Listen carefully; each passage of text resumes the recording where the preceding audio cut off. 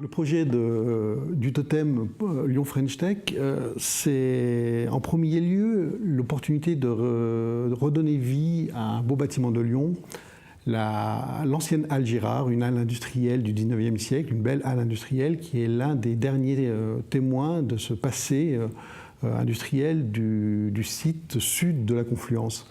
Le projet, donc, il s'inscrit dans une démarche, une première attitude qui est la réhabilitation de ce projet, de ce beau bâtiment, par la mise en valeur des éléments architecturaux, industriels.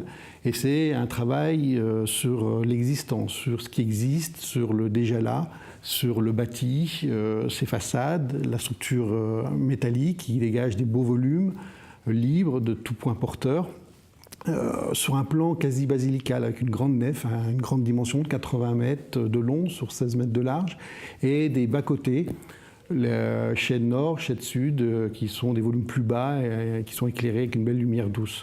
Donc là, le premier travail, c'est conserver, réhabiliter, travailler sur l'enveloppe, faire une enveloppe pérenne, durable, pour pouvoir développer le programme de Lyon French Tech.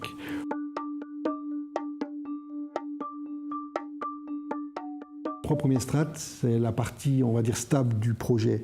Le bâtiment existant réhabilité, faire avec ce qui existe, les bandes programmatiques qui implantent la partie publique de la partie privée, code du travail ERP, et les flux donc nord-sud, ce grand forum qui traverse le bâtiment. Et puis d'ailleurs, on a fait une distribution fonctionnelle de livraison, puisque le seul accès routier, on va dire, du site dans un temps futur, ce sera le quai Perrache, puisque tout le reste sera pédictionné.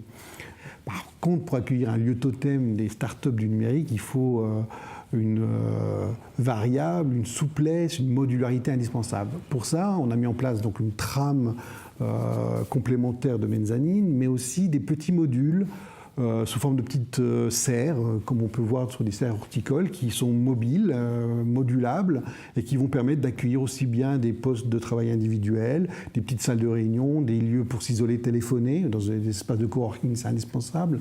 On peut travailler ensemble, mais il faut pouvoir trouver des lieux pour s'isoler. Ça va être aussi dans les espaces événementiels, des espaces de guichets, de bars.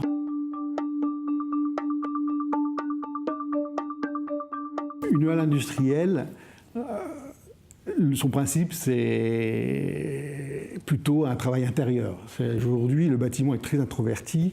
On a un éclairage par des sheds, c'est-à-dire des bandeaux lumineux vitrés en toiture qui amènent une lumière nord sans éblouissement, sans soleil direct, et très peu de percements périphériques, hormis les grandes portes d'entrée qui permettaient de livrer la matière et la faire sortir.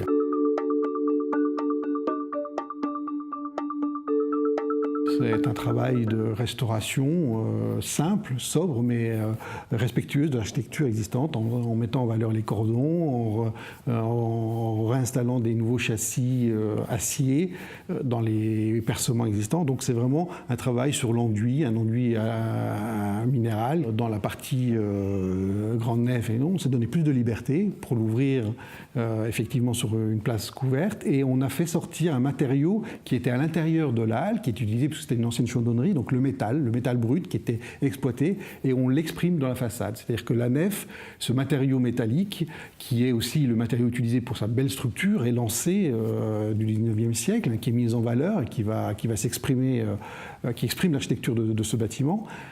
Donc ce matériau métallique va se développer sur des façades et habiller le restaurant, habiller la façade événementielle. À l'intérieur, par contre, pour la partie tertiaire, on a, dans ce grand volume des sheds, on est venu glisser un nouveau matériau, un matériau qui était peu présent dans le bâtiment existant, qui est le bois. On a utilisé le bois pour sa légèreté, pour sa souplesse de mise en œuvre, et sous une forme de mezzanine qui vient se glisser au travers la structure existante métallique pour créer de la surface complémentaire, créer l'échelle nécessaire et la trame, la répétitivité pour les espaces tertiaires.